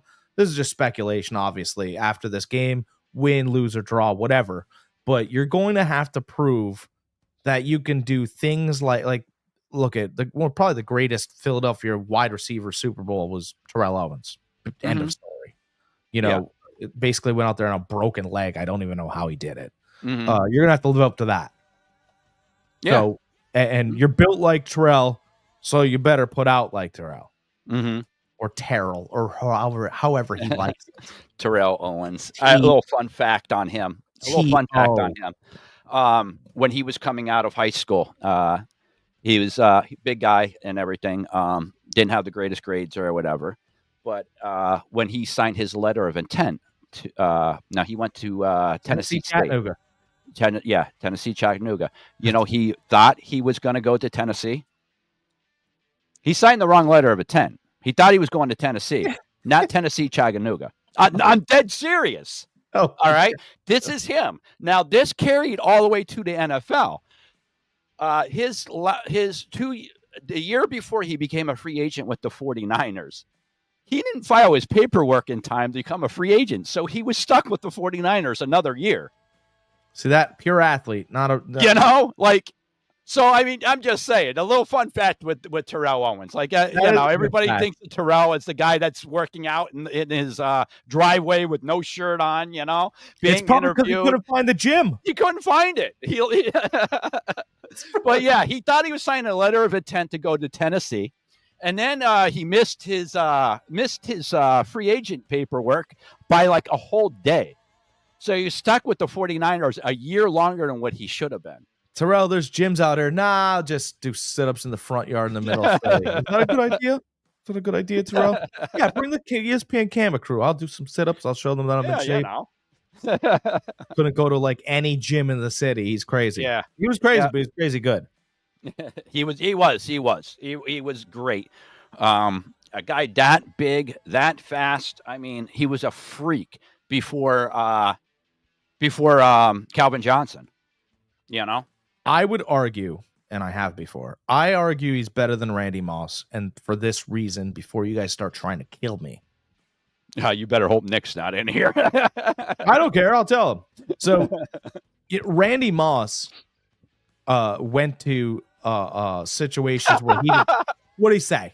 What did he say? Good. A bigot. Well, how does that make me a bigot? Hold on. Let me at least explain my position. Go ahead. Randy Moss was a Viking. He was fantastic. By the way, Randy Moss got a phone call from Chris Carter when they drafted him. That's fine. Yeah, he's got a nice catchphrase. That's fantastic. So anyway, Chris Carter called him and he goes, Danny Green said that you could come here. He goes, I signed off on it. You're not messing around. This is my team. That was what he said. He went to the Raiders. Really good season there, huh? I mean, super talented receiver, just kind of quit on the team. Went to New England, had a career year. I get all of that. But, T.O. was exiled from San Francisco. Went to Dallas. No, he wasn't exiled. He left. He wanted to leave. He was supposed to take over for Jerry Rice. I understand. 1,000-yard, but that's not my point is he had a 1,000-yard receiver in San Francisco. Went to Dallas. 1,000-yard wide receiver in Dallas. Right? Jerry got sick of him or whatever happened. They sent him to Cincinnati. 1,000-yard receiver in Cincinnati. Wasn't even his team. Ocho Cinco was still there. Yeah. 1,000-yard receiver with Carson Palmer. I mean, by the way, you got to develop relationships. You got to learn all these different things, right? 3,000-yard teams. And just in case you were wondering, went to Buffalo and had a 1,000-yard receiver. I mean, brother travels pretty well. And Buffalo was kind of hilarious at the time. They weren't very good. Still 1,010 yards. He got over 1,000-yard mark, right? So my whole point is that he was sent to places that weren't advantageous for him and just worked hard and didn't quit. Randy quit for Raiders. See, where some people have a problem differentiate between talent and actual production. I think Nick might be one of them. Because like he still says Jerry Rice he's better than Jerry Rice too, which he's crazy. Jerry Rice holds every wide receiving record out there. Like he's not better than Jerry. Was he more talented than Jerry? Yes. Jerry Rice. You could say that about a lot of people that came out in the NFL about different positions. Yes, they might have been more talented, but did they do the work? Did they put the numbers up? Jerry Rice put up records in a running league. Yeah. In a running league. Like that's Dan Marino threw for 4,500 yards in a running league. Oh yeah. You know, Joe Montana had Jerry Rice. Yes. But he, they had him in a running league. Jerry Rice caught some passing at the end, right? 2 top 10 all-time quarterback stops. Yeah, but he helped make them top 10 quarterbacks. And Steve Young was nothing. Nothing. You forget he went to the USFL. He was drafted in the USFL. Then he went to Tampa after that. Did nothing. It wasn't even a starter. Steve Young's claim to fame before he was the 49ers was the punching dummy who threw the ball occasionally down in Tampa. Right? Yeah. He was most famous for being Brigham Young's great grandson. No, you can't even compare the two. Great grandson. That's what Steve Young was. Brigham Young's, yes. And he got good learning behind Montana. Montana got injured. They had this whole back and forth. Obviously, Young had a longer career ahead of him, so they chose him. That's really what happened there. Emmitt Smith was talented before he came to Dallas. He was a great college player. That's a fact. Otherwise, he wouldn't have been drafted, right, in the first round by Dallas, right? So, and obviously an offensive line helps. Every running back. I've seen really great running backs suffer behind a bad offensive line, Saquon Barkley. I mean, he's literally, last year he gave you a total of 1,200 yards, I believe, in New York. And now he's over 2,000. He's almost near 3,000 behind a good offensive line. So it's the player first. Obviously, you need the tools, right? You need to have the information on how to build the house. But if you don't have the hammer and the screwdriver and the stuff to set the frame, you ain't going to build a house. I don't discount Barkley because of his line. We all knew he was a great running back before then. Brady got knocked because of his defense early in his career. Later. Brady eventually became that team, but early in his rookie year, his second year, his third year, and the fourth year in the league, it was about that defense. You're definitely right. It was. By the way, Tom Brady's on record going, those first couple Super Bowls, I was kind of just finding my way. I was telling guys where to be because it was my job. He's like, but I wasn't demanding it, knowing that they had to be there. He goes, I was a little starting to find my character. Everything was in the teeth of the defense. There's 2 careers for Tom Brady, right? There's the first 10 and then there's the last 10. And if Randy Moss had gone to the first 10 Tom Brady, I don't know whether that would have worked. Because Randy's a real strong personality and Tom wasn't there yet. And he would have ran him over. He had a bunch of nobodies for wide receivers. I mean, his number 1 wide receiver was Troy Brown. Right. Troy Brown. But Troy Brown knew the inner work of David Patton. Yeah. Right? He knew the inner workings and he had to get going with the guys. But that Tom Brady wasn't a Hall of Famer. No. He grew into what he became. He worked at his craft. Tom Brady was no more a Super Bowl winner or any more talented. To be quite honest, he wasn't as talented than Trent Dilfer. Trent Dilfer has a better arm than Tom Brady coming out of the box. Very sorry.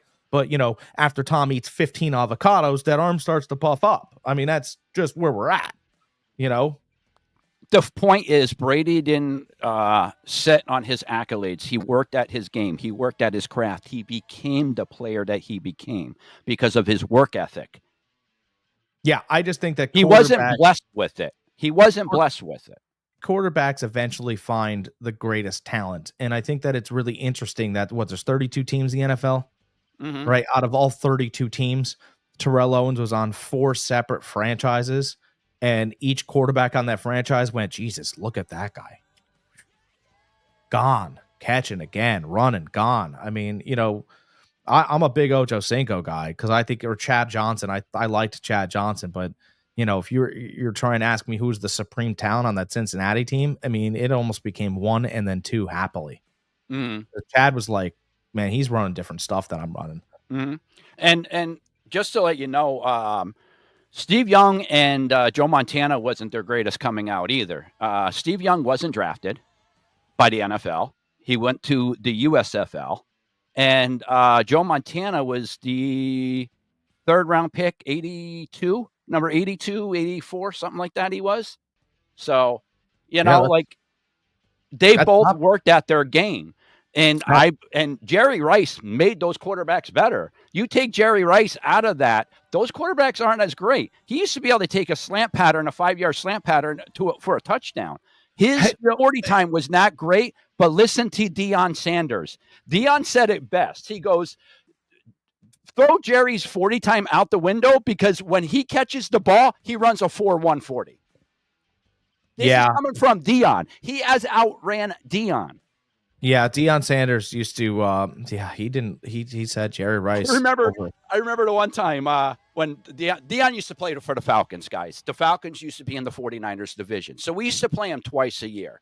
So I have a lot of stories and great stories that I've watched with Deion and Jerry, but there are 2 of them I have for you real quick. One was Deion was all psyched up, going against Jerry. He's telling this story. And then they show the clip. He goes, I put my hand out first play of the game to shake Jerry. He looks at me, turns his head to the quarterback and doesn't shake my hand. Didn't want anything to do with me. He goes, next year we played. He goes, I felt a little animosity to him. You know what happened on that? First play of the game. He had press coverage on him. Fucking fist fight. Sorry, I don't mean to curse. Fist fight. Those 2 are going at it at the line of scrimmage. The ball is snapped. They're still punching each other. Yeah. Great story. Just great stories. We forget about how great, Rice was, really. I mean, you could look at whatever player, recency bias, talent this way, talent that way. I asked some guys we just don't know. Here's a fun little statistic for you. And it has to do with three players, right? So you got Antonio Brown, Calvin Johnson, Brandon Marshall. Greg knows this answer, but each player, I believe the number's 83. Each player has 83 total touchdowns in their careers. And you're like, oh, okay. Now, if I were to ask you guys, hey, who do you think has the most yards? I would guess, just because of his highlight reel and everything, I would guess Antonio Brown. I would think Antonio Brown has the most yards out of all those players. A lot of yards after catch for fantasy football and receiving purposes. He led the league for 3 years when Julio Jones was in the league, when DeAndre Hopkins was in the league, when Larry Fitzgerald was in the league. It was Antonio Brown. Okay. So I would guess him. Calvin Johnson obviously had great highlights with Matthew Stafford, didn't last as long. The answer is none of them. The answer is Brandon Marshall. Brandon Marshall has more yards than those players, and by a decent little amount too. And we forget about Brandon Marshall's he was 6'7", Brandon Marshall, and he's running wide receiver routes from sometimes the tight end spot. For Jay Cutler, people are like, well, he had Jay Cutler. Was it Jay Cutler or Joe Montana? No. Jay Cutler's claim to fame was smoking a cigarette in a meme. That's his claim to fame. The best thing he ever got was Brandon Marshall in Denver, and then they met up again in Chicago. Yeah. So he got, and then by the way, then he was cast off, and he got Chad Henne in Miami. Did not matter. Throw it up to Brandon Marshall. Yeah. And then towards the very end, he got Ryan Fitzpatrick off of shoulder surgery, playing for the Jets. And he tells this great story about how he met Fitzpatrick, and Fitzpatrick was finally able to throw the ball a little bit, get his arm warmed up or whatever. And he's like, he heard about Fitzpatrick. He was a fun guy. He was happy to work with him. And he goes, he couldn't throw a 15-yard out. And I went, oh my God, this is crazy. I'm gonna be dealing with this. Mhm. Like, I can't. And he goes, as the days went on, he found out how great of a worker Fitzpatrick was, and getting the shoulder back around, and he started throwing some really good balls. But he goes, the first day I called my agent, I go, get me out of here. Wanted out of there so bad. But again, so his whole career, right? So Antonio Brown had Ben Roethlisberger, hmm and then Calvin Johnson had obviously Matt Stafford. hmm And Brandon Marshall had Jay Cutler, who, I mean, people argue with me. Oh, he got Jay Cutler. Had Jay Cutler, Chad Henne, and Ryan Fitzpatrick. Would you please stop it? Brandon Marshall's like a dude, man. He's really that good. Oh, absolutely. No, absolutely. Physically, he was very dominating. Oh, Physically. So, and yeah, people do forget about him. Real quick, I want to touch on you mentioned the Jets real quick, and I just want to throw something out that I wanted to talk about last week, and I didn't get a chance because it slipped my mind. But I love great stories in all sports, and as far as great stories, I really love when a team drafts somebody and they come back into the fold later on in their career, whether it's an assistant coach, a coach. Same thing with, people like their dad was in an organization for so long, their kid comes in, I like stories like that. I like, a story franchise bringing back an all-time great for something. And I think we glossed over last week when Aaron Glenn was hired by the Jets. Everybody forgets he was a first-round pick by the Jets. Yeah, I remember Aaron He was Glenn. a top 10 pick for the Jets, and he was an awesome cornerback for the Jets. So I just wanted to touch base on that real quick. That wasn't brought up by anybody. No media actually even covered that, saying that, he used to play for him, this and that. So I wanted to come out and tell everybody how great of a story this is. Really pay attention. It's a great story that a top 10 pick from a franchise comes back to coach them. So I love stories like that, and I'm pulling for him. All right, quick yes or no before we get off here. With that hire that just happened, will Aaron Rodgers come back and fulfill the rest of his contract? I believe. I say yes. I think I believe Aaron Glenn already came out and said, "Ooh, Nick says no." Aaron Glenn already came out and said that he has talked to Aaron. He's had several phone calls with him. So, to me, that sounds good. He didn't ignore him. Aaron Rodgers picked the phone up, talked to him. So we'll see. We'll see. I think if it has to do with the upstairs, I think it wore a little thin on the front office. But I think with the coaching change with Aaron Glenn, I think they're going to say, you know what, let's just reset. Let's see what happens with this. Yeah, I think they could do that. And I think that I think obviously Glenn let you know right off the bat that he will be controlling the media room, and the media room will not be controlling him. Yeah, absolutely. Yeah. Yeah, he's a no-nonsense guy. I like that, though. I like that answer. I think that's a good answer. All right, I don't have anything else. Right. No, I think that's about it. We covered everything that we wanted to cover. Guys, next Sunday we are going to have our special Super Bowl podcast. We'll touch on the NBA a little bit next week. We're going to be touching on the NBA a lot now that football's not here. So really look forward to that. I know we have a lot of NBA people out there that watch us and is looking forward to our takes on things. All right. I like NBA. Yeah. I'll talk NBA. I didn't know we had a good NBA Yeah, following. we do. So I think we have a bigger football following. But our original people came around on the NBA, so they're looking forward to hearing us talk more about that. All right, Yeah. I mean, we started off, I believe, last year, right before NBA playoffs. We started our podcast. Yeah. So people jumped in at the right time, and they're looking forward to our take on things again. All right, cool. So, but next week is going to be pretty much all Super Bowl. We're going to be going over both teams, what we think. We're going to be going over player props, all that good stuff. Some crazy stuff that you could bet on that you never knew you could bet on online. We'll go over some of that kind of stuff because it will blow your mind what you could really bet on. What color will Caleb Williams paint his fingernails for the Super Bowl? Yes. I mean, last year, that many times Taylor Swift would be shown on national TV, You just got to pay off a cameraman is all you got to do. Yeah, that's it. That's it. What do we got here? Trade deadline this week. We need Sunday for NBA, Chef Nick. All right, Nick.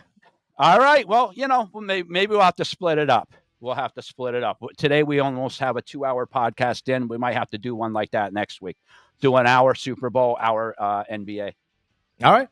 Well, all right. Hey, what the fans want, the fans get. Yeah. So you guys are the ones that are watching. We're the ones talking. We have the opinions. We have the points of views. We have the knowledge.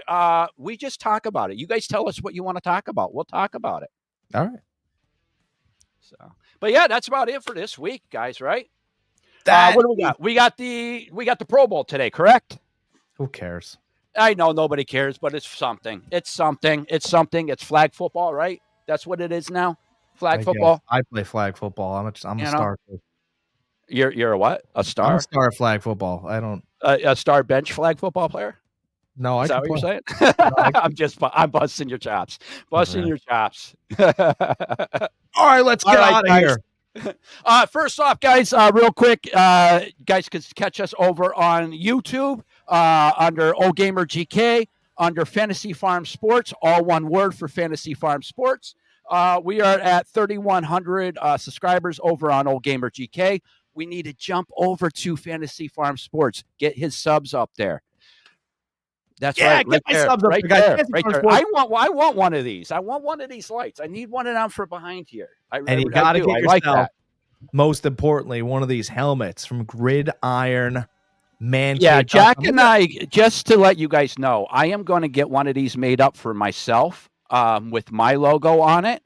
And Jack and I are going to do a live stream on how to do it. So we'll have the website up. We'll go through every little bit that you need to do, and we will show you guys how to customize your football helmet and order from Gridiron Helmets. I do want to say this real quick, too.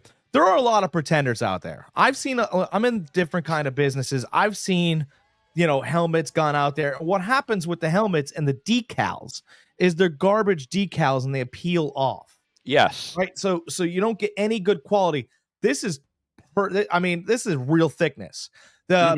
And I guess what's even more interesting about that's my helmets, right? GridironManCave.com, right? They do metal signs. I've got a few I got to order actually for our helmet league. But what they do college teams. They'll do high school teams. They've got obscure college teams. They just had a really wild Notre Dame old helmet. It only had an old school chin strap coming across. So they do a lot of different stuff. Stickers are 20 millimeter thickness, guys. For all you guys that don't know that's really thick. No, and that's what I'm saying. Like I have the quality in my hands, and I beg you to believe me, but I already have these, so it doesn't. Yeah, I mean that's almost double-sided tape thickness. Yeah, it's really thick, and again, I've seen poor quality. I work at a couple of places, and they have helmets, but it's not a quality that you'd want to show off to your friends. And but they do decals as well, but it's super cool how it looks. And you go on there and just go to the website, because if you go to the website and you go, all right, well, this is kind of cool. Let's see what kind of high school helmets they have. Or, I went to LaSalle. Let's see if they have a LaSalle football helmet. And you type in LaSalle, they could have, and I don't know, I'm just bringing this up, but they could have the year you graduated, the LaSalle team, helmet already set up and ready for you to go.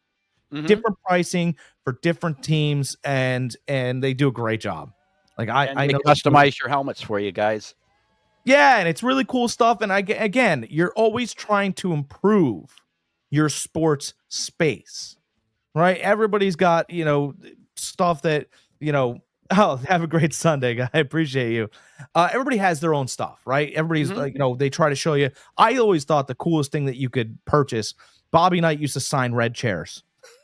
I thought that was cool because he threw one to the lady across. He said this woman looked like she needed a chair. That wasn't true. I mean, she was standing. She was standing, but I always thought it'd be a cool thing to have, right? And you want to improve your sports space. Improve your sports space with a Gridiron Man Cave helmet, right? Put that right on your bar, and you got something to talk about. I have it here at my desk. I'm super thrilled about partnering with these guys. They're awesome. Awesome. That's great. That's really good. Glad we have a great partner like that here at Every Point Sports Podcast. Yeah. So, guys, make sure we hop over there, show some love over there. Just check them out. Get the name out there. Yeah, that's what we're trying to do. Gridiron Man Cave, baby. All right, I'm out. All right, guys. Remember, guys, if you guys do like what you see, hop over to YouTube, hit that follow, hit that sub, hit that like button, and guys, be excellent to each other. Not set up for this right now.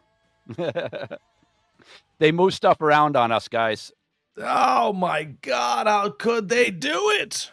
Yeah, I can't find it. I can't find my outro. There it is. All right, guys. Be excellent to each other. The outro.